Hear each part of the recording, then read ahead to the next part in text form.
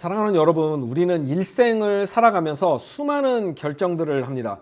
특히 중요한 결정을 내려야 할 때는 반드시 충분한 이유나 합당한 증거들을 찾게 되죠.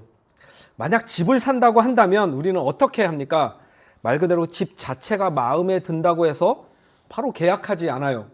집을 사기 전에 우리는 여러 가지를 확인하고 알아봅니다. 아이들에게 안전하고 좋은 학군인지, 주변의 인프라는 잘 갖춰져 있는지, 집값은 계속 올라서 수익에 도움이 되는지, 침수에 걱정이 없고 집안은 단단한지 등 여러 가지를 확인하고 필요하면 전문가에게 자문도 받고 진단도 받습니다. 왜 이렇게 할까요? 중요한 결정일수록 우리는 충분하고 합당한 증거들이 있어야 믿을 수 있기 때문이에요. 지난 시간에 우리는 영원한 생명과 직접적으로 연결된 질문을 던졌습니다. 당신에게 예수님은 누구입니까? 당신은 예수님의 말씀을 들으며 예수님을 믿고 있습니까?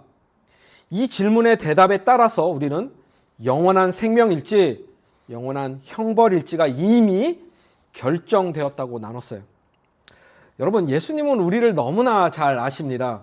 앞에서도 나눴지만 우리는 충분하고 합당한 증거들이 있어야 믿는다는 거예요. 31절입니다. 내가 만일 나를 위하여 증언하면 내 증언은 참되지 아니하되. 무슨 의미입니까? 예수님이 스스로에 대해 증언하셨지만 사람들은 그 한 사람의 주장만으로 그것을 받아들이기가 어렵고 법정에서도 한 사람의 주장만으로 판결하지 않는다는 거예요. 그래서 법적으로 유효한 증인들과 증거들이 필요합니다. 예수님도 그 사실을 너무나도 잘 알고 계셨기에 오늘 본문에서 그 증인들과 증거들을 제시하고 보여주십니다. 충분하고 합당한 법적으로 유효한 증인들과 증거들을 내가 제시할 테니 믿으라는 것이죠. 그럼에도 불구하고 정말 놀랍게도 많은 사람들은 예수님을 믿지 않습니다. 왜 그럴까요? 문제는 증거가 아닌 마음의 문제였기 때문입니다. 예수님을 믿지 못하는 이유는 증거가 부족해서가 아니라 하나님보다 자기 영광을 더 사랑하기 때문입니다. 우리는 이 시간 본문을 통해 제시된 이 핵심 논지에 대해 살펴보려고 합니다. 예수님은 마치 법정에 선 것처럼 자신이 누구인지에 대해 증인들과 증거들을 이제 하나씩 제시를 하세요. 그리고 그 끝에는 놀라운 반전이 일어나게 됩니다. 우리는 그것을 보게 될 거예요. 검사석에 앉아서 예수님을 피고인으로 기소하고 신문을 하던 그 종교 지도자들이 예수님의 변론 앞에서 오히려 피고인의 자리로 이동을 하게 되는 것을 우리는 보게 될 것입니다. 지금부터 우리는 크게 세 부분으로 나눠서 함께 살펴볼 텐데, 첫째, 하나님이 예수님에 대해 충분하고도 합당한 증거들을 이미 주셨다는 것입니다. 둘째, 그럼에도 불구하고 사람들은 예수님을 거부하는 데에는 분명한 이유가 있다는 것이죠. 셋째, 성경 전체가 예수님을 가리키는데 성경을 읽어도 예수님을 알아보지 못합니다. 자, 이제 우리는 법정의 문을 열어보려고 합니다. 예수님은 강력한 그 변론을 위해서 증인석에 증인들을 세우고 증거들을 제시합니다. 예수님이 제시하시는 그 증인들과 증거들은 그러면 무엇일까요? 첫째로 따라해 봅시다. 증거는 충분하고도 넘칩니다. 33절입니다. 너희가 요한에게 사람을 보내매 요한이 진리에 대하여 증언하였느니라. 제일 먼저 증인석에 이제 세례 요한이 증인으로 섭니다. 당시 세례 요한은 이스라엘의 상당한 메시아적 기대와 열망을 불러일으킨 인물이었어요. 세례 요한은 메시아가 오심을 준비하며 회개하라 촉구를 했죠. 그는 약속된 하나님의 나라가 가까워졌고 성령이 임하는 새 시대가 밝아오고 있음을 선포한 하나님의 선지자였습니다. 그 당시 종교 지도자들도 세례 요한을 하나님의 선지자로 인정하고 있었다는 거예요. 그런데 세례 요한이 종교 지도자들이 보낸 그 사절단 앞에서 예수님을 가리키며 세상 죄를 지고 가는 하나님의 어린 양 메시아 구세주라고 증언을 하고 선언을 한 것입니다. 법적으로 유효한 증인이 증언을 한 것이에요. 예수님은 세례 요한에 대해 시편 132편 17절을 인용하여서 매우 흥미로운 표현을 합니다. 35절입니다. 요한은 켜서 비추이는 등불이라 너희가 한때 그 빛에 즐거이 있기를 원하였거니와. 세례 요한은 빛 자체는 아니었지만 빛을 운반하는 등불이었습니다. 문제는 많은 유대인들이 세례 요한의 설교에 아주 잠시 동안만 열광을 하고 즐거워했다는 거예요. 왜 그랬을까요? 세례 요한의 메시지가 회개였기 때문입니다. 삶의 방향을 바꾸고 돌이키라는 그 외침에 자신들의 그 민낯이 다 드러나니까 그것이 싫어서 그들은 잠깐 동안만 즐거워했다는 것이죠. 사랑하는 여러분, 오늘날에도 마찬가지입니다. 많은 사람들이 좋은 설교 듣기를 너무나 좋아해요. 영적인 분위기와 마음을 움직이는 그 찬양에 열광을 하죠. 예배 때는 뜨겁고 교회 안에서는 거룩한 모습처럼 보이지만 일상으로 돌아가면 아무것도 바뀌지 않습니다. 삶의 태도나 습관은 전혀 달라지지도 않고 삶의 열매도 없다는 거예요.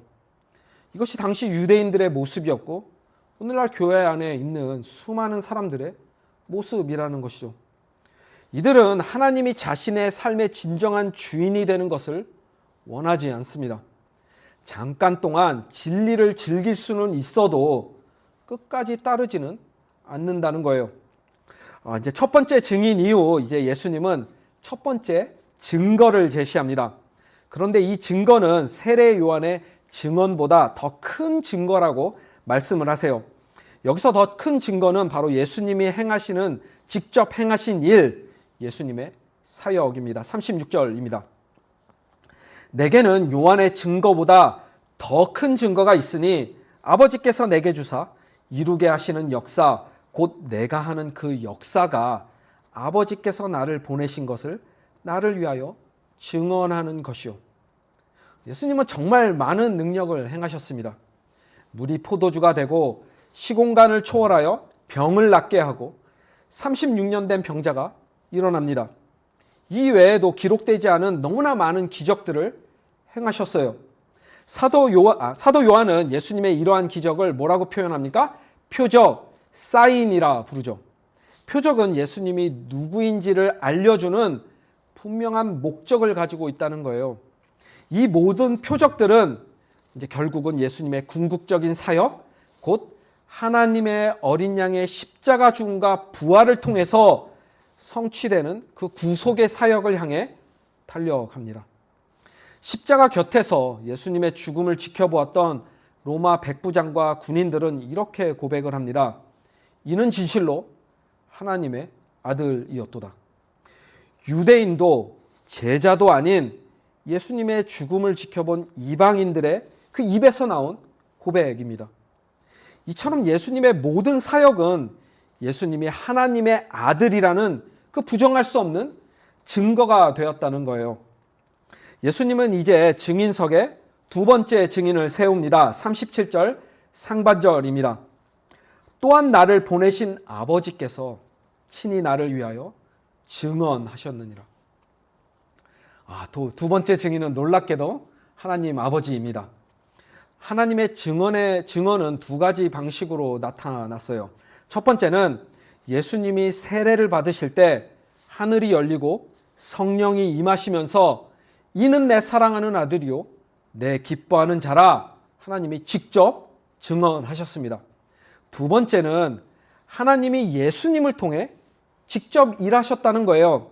예수님은 자신의 뜻이 아닌 하나님의 뜻에 따라 온전히 순종하며 행하셨습니다. 그렇기에 예수님의 삶 전체가 하나님의 증언이라는 것이죠. 이제 마지막 증거로 예수님은 성경을 제시합니다. 39절 하반절입니다. 이 성경이 곧 내게 대하여 증언하는 것이니라. 조금 후에 우리가 조금 더 자세하게 다루겠지만 예수님은 구약 전체가 자신을 가리키고 있는 증거라고 선언을 합니다. 유대인들은 그 누구보다도 성경을 읽는 정도가 아니라 열심히 연구를 했어요. 그런데도 성경의 중심인 예수 그리스도를 놓치고 있었다는 거예요. 유대인들, 특히 종교 지도자들은 성경을 연구했지만 그들은 믿음이 없었습니다. 단지 그들은 율법을 통해 자신들의 권력과 의의를 드러내기 위한 그 수단으로 이용하고 있었기 때문이에요. 예수님은 이렇게 두 증인과 두 증거를 제시하며 자신을 변론하셨습니다. 모두 법적으로 유효한 증거들이고 충분하다는 것이죠. 그런데도 사람들은 여전히 예수님을 믿지 않습니다. 예수님을 거부합니다. 왜 그럴까요? 예수님은 그 이유에 대해서 정확하게 우리에게 알려주십니다. 둘째로 따라해 봅시다. 진짜 문제는 증거가 아니라 마음입니다. 40절입니다. 그러나 너희가 영생을 얻기 위하여 내게 오기를 원하지 아니하는도다. 여기에 중요한 단어가 있습니다. 원하지 않는다. 예수님은 너희가 올 수 없다가 아니라 지금 너희가 오기를 원하지 않는다 말씀하세요. can't가 아니라 want라는 거예요. 예수님은 불신앙의 문제가 지적인 사실의 확인 문제가 아니라 의지와 결단의 문제로 지금 진단을 합니다. 사람들이 예수님을 믿지 않는 이유는 증거가 부족해서가 아니라 마음이 원하지 않기 때문이라는 거예요. 많은 사람들은 분명하고 확실한 증거가 있다면 하나님을 그리고 예수님을 믿을 수 있다고 말을 합니다. 그러면서 그 증거를 보이라고 말을 하죠. 특별히 이 지적인 사실 확인을 위해서 과학적으로 증명을 하라고 말을 해요. 언뜻 들으면 매우 합리적인 말처럼 들립니다. 하지만 여기에는 근본적인 문제가 있다는 거예요. 과학은 하나님이 만드신 창조 세계를 탐구하는 도구입니다. 피조물을 연구하는 방법론으로 창조주를 측정하고 증명하는 것은 처음부터 불가능합니다. 자를 가지고 무게를 잴 수 없는 것처럼 피조물의 언어와 방법으로 창조주를 다 담아낼 수 없습니다. 20세기 가장 위대한 신학자 중 한 사람인 칼 바르트는 교회학 Church Dogmatics에서 이 문제를 이렇게 정의를 했습니다. 하나님은 오직 하나님 자신을 통해서만 알려진다. 우리는 하나님이 실제로 자신을 계시하시는 그 방식을 통해서만 하나님을 알 수 있다. 다시 말해서 하나님을 아는 것은 우리가 위로 올라가서 얻어내는 지식이 아니라는 거예요. 하나님이 먼저 내려오셔서 우리에게 알려주셔야 합니다. 이것이 계시입니다. 기독교는 지난 2000여 년이 넘는 시간 동안 이 문제들을 정면으로 다뤄왔습니다. 반복되는 도전이었기 때문에 변증학, 아폴로제릭스라는 학문이 그 신약 시대부터 지금까지 계속해서 이어져 내려오고 있어요. 사도 바울은 말할 것도 없거니와 2세기의 순교자 유스티누스부터 오늘날 우리에게 너무나도 친숙한 C.S. 루이스까지 수많은 변증가들이 기독교의 그 신앙의 합리성을 설득력 있게 계속해서 제시해 왔습니다. 하나님은 성경을 통해 그리고 궁극적으로 예수 그리스도를 통해 자신을 충분히 알려주셨어요. 증거가 없는 것이 아니라 하나님이 먼저 손을 우리에게 내미셨다는 거예요. 오늘 본문도 그 수많은 증거들을 하나씩 우리에게 지금 펼쳐 보여주고 있다는 것이죠. 그러나 사람들은 자신이 믿고 싶은 것은 아무리 빈약한 증거라도 쉽게 믿지만 믿기 싫은 것은 아무리 강력한 증거를 보여주어도 받아들이지 않습니다. 이것을 심리학에서는 확증 편향, confirmation bias라고 부릅니다. 쉽게 말해서 보고 싶은 것만 보고 믿고 싶은 것만 믿는다는 거예요.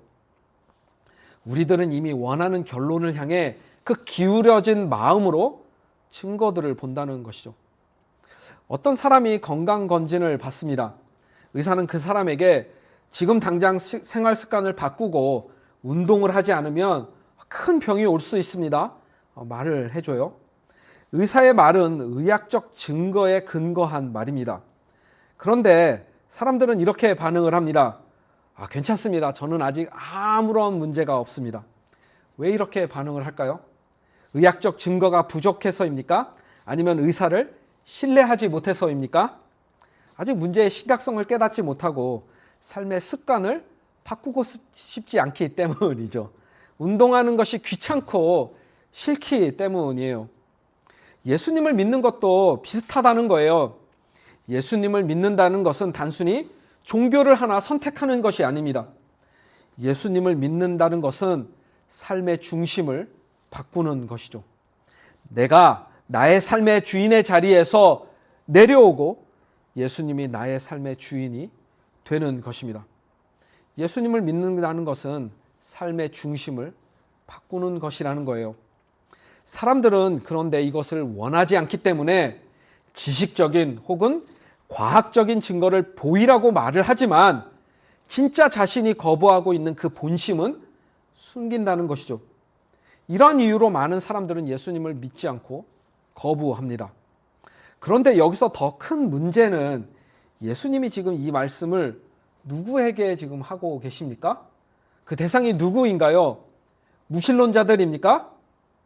아닙니다. 놀랍게도 서기관들, 제사장들, 바리새인들, 종교 지도자들에게 하시는 말씀입니다.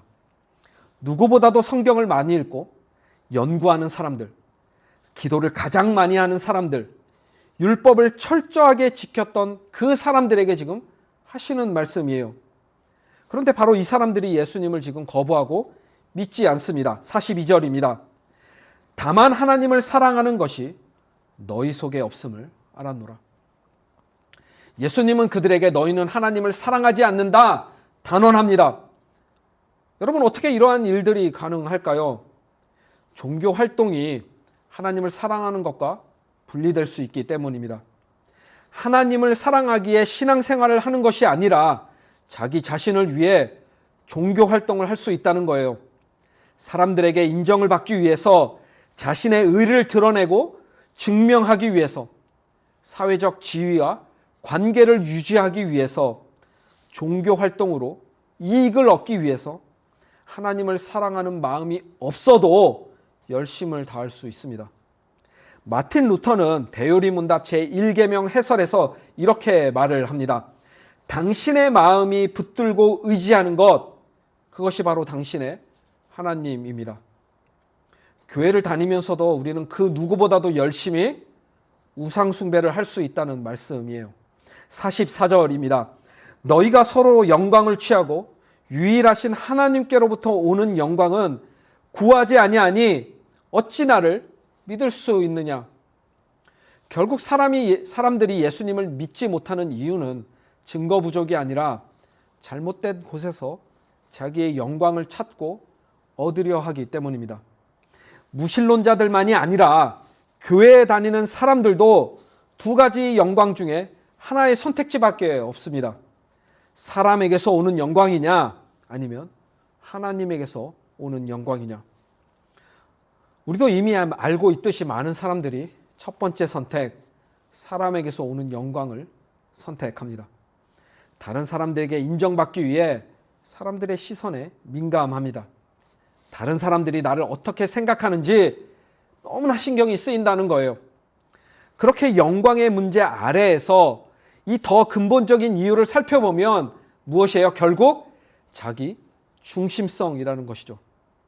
사랑하는 여러분, 예수님을 믿지 않는 것은 증거 부족이 아니라 마음이 원하지 않기 때문이에요. 하나님보다 사람의 인정을 더 사랑하고 자기 영광을 더 사랑하기 때문이라는 것이죠. 그래서 사람들은 예수님을 거부합니다. 이제 예수님은 마지막 증거인 성경에 대해 이야기를 하시면서 유대인들이 가장 존경하는 인물인 모세에 대해 말씀을 하십니다. 셋째로 따라해 봅시다. 성경 전체는 결국 예수님을 가리킵니다. 예수님은 마지막 증인으로 종교 지도자들이 가장 존경하는 인물 모세를 세웁니다. 45절입니다. 내가 너희를 아버지께 고발할까 생각하지 말라. 너희를 고발하는 이가 있으니 곧 너희가 바라는 자 모세니라. 예수님의 말씀에 종교 지도자들은 상당한 충격을 받았을 것입니다. 그들이 가장 존경하는 인물이 바로 모세인데 모세가 자신들을 고발하고 기소를 한다니, 검사석에 앉아서 예수님을 기소하던 그들이 한순간에 피고인의 자리로 옮겨졌습니다. 이들은 지금까지 모세의 율법을 지키면 하나님에게 인정을 받는다고 믿고 있었는데 모세가 왜 이들을 고발하게 될까요? 46절, 47절입니다. 모세를 믿었더라면 또 나를 믿었으리니 이는 그가 내게 대하여 기록하였습니다. 그러나 그의 글도 믿지 아니하거든 어찌 내 말을 믿겠느냐 하시니라. 모세가 기록한 율법은 결국 예수님을 가리키고 있었기 때문이라는 거예요. 예수님의 말씀처럼 그들이 하나님을 사랑하는 마음으로 모세의 글을 믿었더라면 그 글이 가리키고 있는 예수님을 알아보았을 것이고 당연히 예수님을 믿었을 것입니다. 그러나 그들은 자신들의 영광을 위해 율법을 지키는 그 행위에만 열심이었기에 진리를 볼 수 없었다는 거예요. 모세의 글 중에 예수님을 직접적으로 가리키는 세 가지 사건을 한번 예로 들어보겠습니다. 첫째는 아브라함이 아들 이삭을 모리아산에서 제물로 바칠 때 아브라함은 하나님이 친히 번제할 어린 양을 준비하실 것이라고 말을 합니다. 하나님은 덤불에 그 뿔이 걸린 순양을 미리 준비해 두셨어요. 하나님이 준비해 주신 이 순양이 예수님을 예표합니다. 둘째는 이집트의 마지막 재앙이 내리던 그날 밤에 흠없는 어린 양을 잡아서 그 피를 문설주에 바른 집들은 죽음의 심판이 넘어갔습니다. 예수님이 바로 그 유월절의 어린 양을 예표합니다.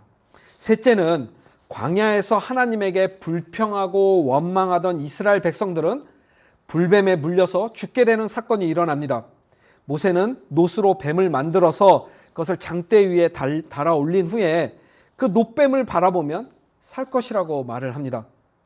예수님도 우리를 구원하시기 위해서 십자가에 달리셨습니다. 사랑하는 여러분, 구약은 구원자이신 예수님을 가리키고 기다립니다. 복음서는 예수님을 우리에게 보여줍니다. 서신서들은 예수님을 설명합니다. 요한계시록은 예수님의 구원의 완성과 최후의 심판을 예언하며 예수님의 최후 승리를 선포합니다. 성경 전체는 하나님의 구속의 역사 이야기이며 이 이야기의 주인공은 예수님이라는 것이죠. 그렇게 성경을 읽고 연구를 하면 그 안에서 예수님을 발견하게 되고 예수님을 사랑하게 된다는 거예요. 그런데 종교 지도자들은 지식을 쌓기 위해서, 다른 사람들과 논쟁에서 이기기 위해서, 자신이 더 의로운 사람이라는 것을 증명하기 위해서 성경을 읽고 연구했다는 거예요. 그리고 이러한 모습은 안타깝게도 오늘날 교회 안에서도 볼 수 있는 모습입니다. 예수님은 이들 모두 마지막 심판 때에 모세에 의해 고발당하고 기소를 당할 것이라고 말씀합니다. 사랑하는 여러분, 예수님은 마치 법정에 서신 것처럼 자신이 누구인지에 대한 증인들과 증거들을 제시하셨습니다. 예수님이 제시하신 이 증인들과 증거들은 충분하고도 넘칩니다. 무엇보다 증인인 세례 요한과 하나님, 그리고 증거인 예수님의 사역과 성경 전체는 법적으로 유효합니다. 하지만 아무리 분명하고 확실한 증거들을 제시해도 종교 지도자들은, 그리고 많은 사람들은 예수님을 믿지 않습니다. 그 이유는 믿지 않기로 이미 마음의 결정을 내렸기 때문이에요. 왜 이렇게 결정을 했습니까? 하나님의 영광보다 자기의 영광을 더 사랑하고 원했기 때문입니다. 자신의 삶의 그 주인의 자리에서 내려오고 싶지 않기에 예수님을 거부한다는 것이죠. 성경 전체는 예수님을 가리키고 있습니다. 사람의 눈은 속일 수 있어도 하나님의 눈은 속일 수 없습니다. 예수님을 믿지 않고 종교 활동을 하는 사람은 마지막 심판 때 모세의 고발과 기소를 당하게 될 것입니다. 이 자리에 예수님을 아직 믿지 않는 분이 계신다면 이 시간 마음을 한번 돌아보시기 바랍니다. 증거는 이미 충분하고 넘칩니다. 다만 예수님에게 나아가 주님을 구원자로 믿으면 됩니다. 예수님을 믿는다 말하지만 아직도 삶의 주인이 자기 자신인 분이 계십니까? 사람들의 영광이 아니라 하나님으로부터 오는 그 영광을 구하십시오. 하나님을 진심으로 사랑하십시오. 그렇게 예수님을 나의 삶의 주인으로 자신의 그 중심을 내어드리는 여러분이 되기를 소망합니다. 사랑하는 여러분, 증거는 충분합니다. 예수님이 먼저 우리에게 찾아오시고 다가오셨습니다. 주님이 그 내미는 손을 여러분 붙잡으십시오.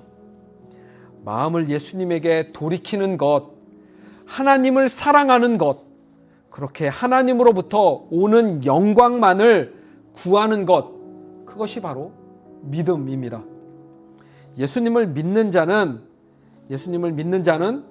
영원한 생명을 얻었고 심판을 받지 않습니다. 이미 죽음에서 영원한 생명으로 옮겨졌습니다. 그렇게 하나님으로부터 오는 영광과 예수님 안에 주어진 그 영원한 생명을 기쁨으로 누리는 저와 여러분이 되기를 주님의 이름으로 간절히 축복합니다.